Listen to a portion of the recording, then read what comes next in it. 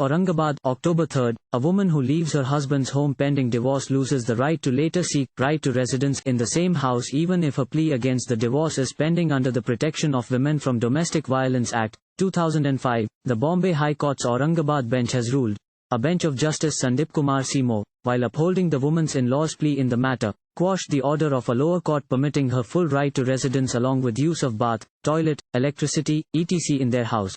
Umakant H. Bondre and his wife Shobha, both of Udgir, Latur, had moved the plea challenging the February 2018 order by Additional Sessions Judge, Udgir Court, permitting the right of residence to their former daughter-in-law Sakshi Bondre, who was granted divorce from her husband, Suraj Bondre. The couple was married in June 2015, but a year later, following disputes between them, she left the home and went to live with her parents. Later, in November 2017, an Udgir magistrate had granted her an interim maintenance of 2,000 rupees per month and additional 1,500 rupees per month to enable her make alternative accommodation arrangements. In their plea, the senior Bondre couple had questioned the lower court's orders, particularly since the home stood in the name of Umakant H. Bondre, father-in-law, and Sakshi Bondre's plea against the divorce, granted in July 2018, was pending before the High Court.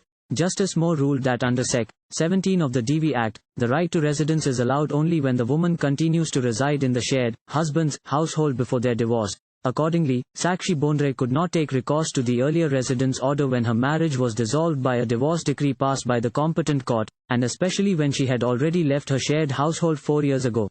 Under the circumstances, she is not even entitled for the relief of restraining dispossession since she is not in possession of the shared household, the judge noted.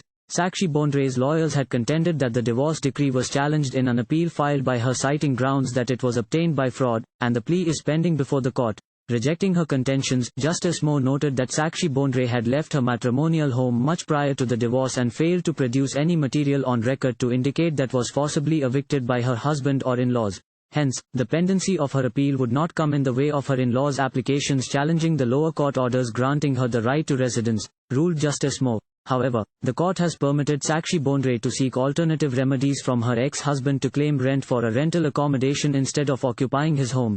Thank you for watching. Please subscribe to channel and click on bell for more daily videos.